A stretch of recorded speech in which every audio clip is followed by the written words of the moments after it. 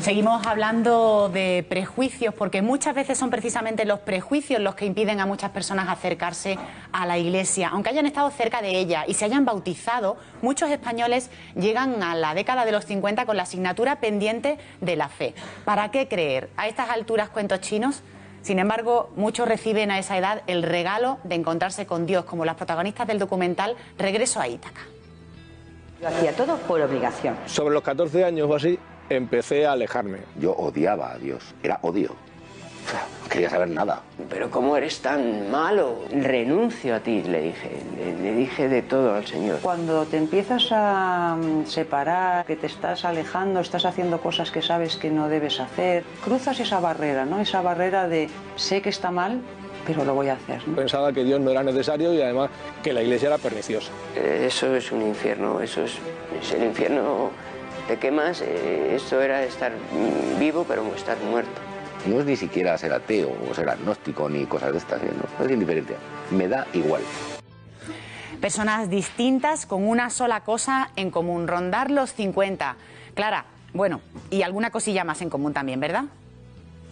Así es, el documental nos invita a recorrer las fases vitales que han atravesado sus 6 protagonistas, como José, que perdió la fe cuando murió su madre, lo que acabó desencadenando en una crisis personal y profesional, que solo superó cuando su hija le regaló la estampa de un santo que lo cambió todo. O la historia de María, que siempre fue creyente hasta que la adolescencia dejó de ir a misa. Desde entonces experimentó un vacío interior, que solo gracias a un amigo que rezó por ella consiguió llenarse de nuevo.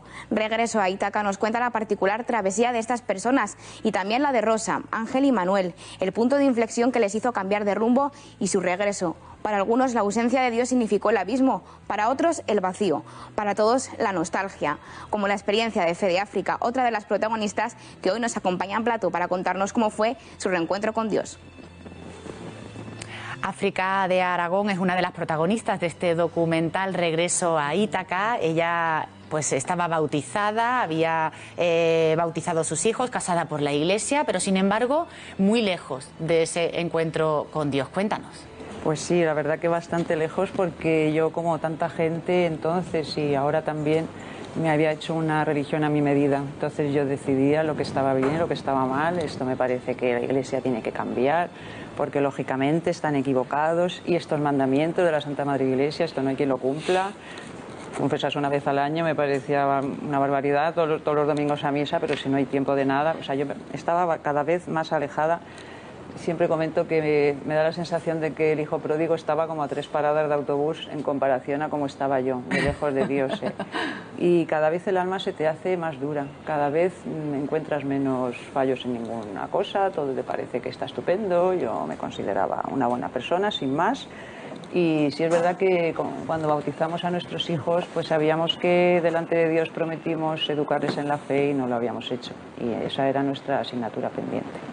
Y por esas fechas te apuntaste a hacer un máster en la universidad y cómo no, Dios se sirvió de ese momento para lanzarte un mensaje directo, además un mensaje incluso escrito en papel. Sí, la verdad, bueno, antes comentar que yo estuve en una iglesia un día por evitar demasiado ruido callejero y me metí en una iglesia después de mucho tiempo y ahí tuve la sensación y la necesidad de pedir fe, porque yo entré en una iglesia y me sentí como si estuviese en un supermercado y entonces me daba mucha pena, porque yo de pequeñita sí que tenía fe, iba a misa, fue a un colegio de monjas y entonces pues pedí fe. Me acerqué al primer banco, pedí fe y el Señor me lo concedió, porque pides fe y te la da. Y entonces me apunté en un máster que realmente no tiene nada que ver con mi profesión, porque yo trabajo en informática, pero este máster era de multimedia, que no tenía nada que ver. Yo no sé por qué me apunté ahí. El caso es que allá que fui yo a mi máster. Y entonces había un oratorio dentro de la escuela y estaba justo enfrente del bar. Y en el oratorio había un cartel por fuera que ponía: ¿aún no te has confirmado? Pasa, infórmate. Y en el otro lado ponía café con bollo, 1 euro. Claro, yo llegaba, veía el cartel, yo no me había confirmado, pero ese cartel me interpelaba cada día, pero pasaba y aprovechaba la oferta. Aprovechaba la oferta del café con él. Pero cada día llegaba y ese cartel estaba otra vez ahí, ¿no?, haciéndome esa pregunta. Y claro, me alegro que fuera un cartel, porque si es una persona la que está ahí y me dice, oye, perdona, ¿aún no te has confirmado? Pasa, infórmate. Y me lo dice 3 días y al final dejo hasta de ir a tomar café.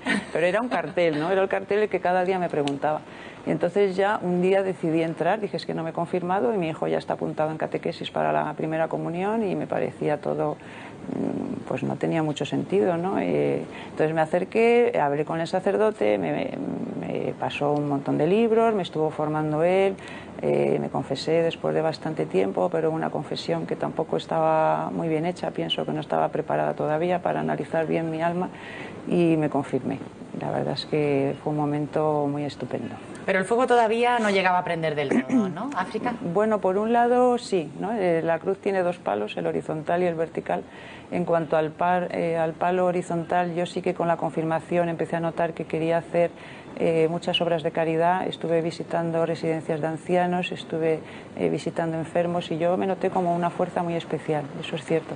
Pero en cuanto al palo vertical, que era la relación con Dios, ahí la verdad es que todavía estaba por estrenarse.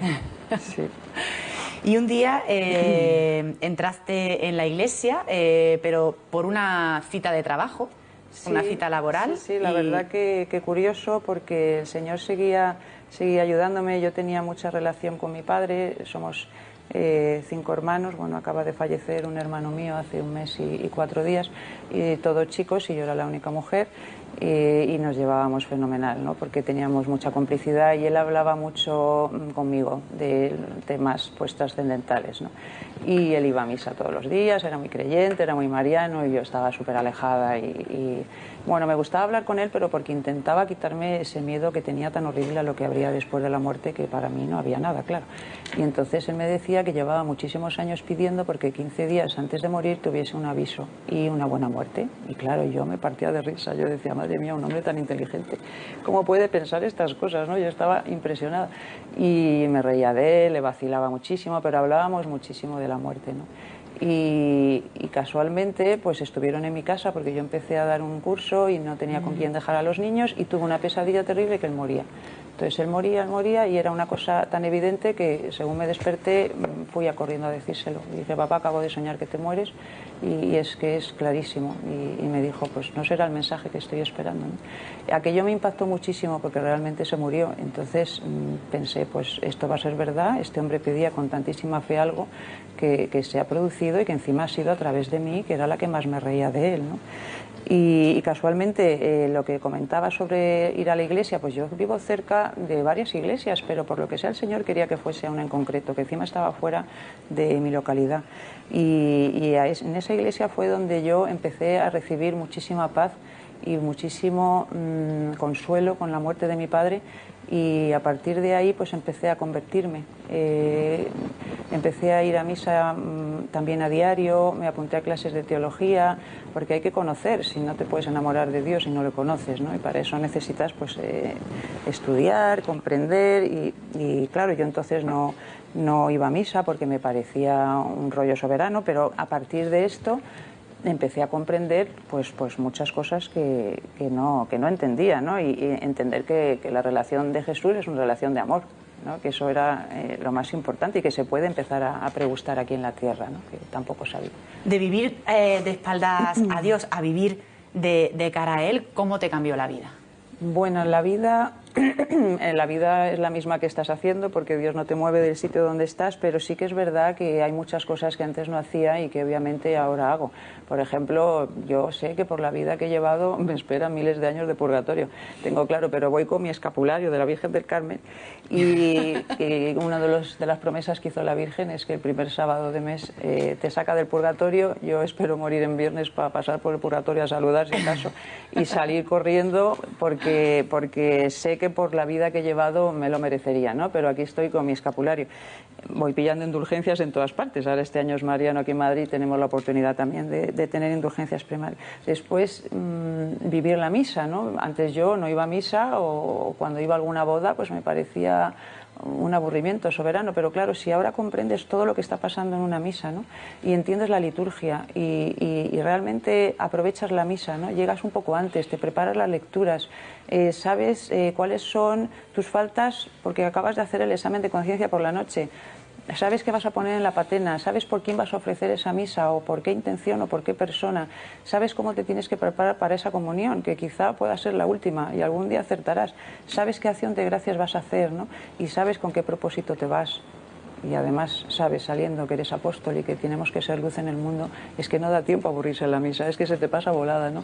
Entonces, claro, para mí descubrir la misa pues ha sido algo impresionante. África, nos queda solo un minutito. Sí. A mí no me gustaría despedirte sin que nos contaras, sin que le dijeras a las personas que nos están viendo y que quizás se encuentran en la misma situación que tú. Regreso a Ítaca. Muchísimas gracias, África de Aragón, Gracias a vosotros por abrir tu invitarme. corazón aquí Muchísimas en Periferias. gracias. Muchas gracias.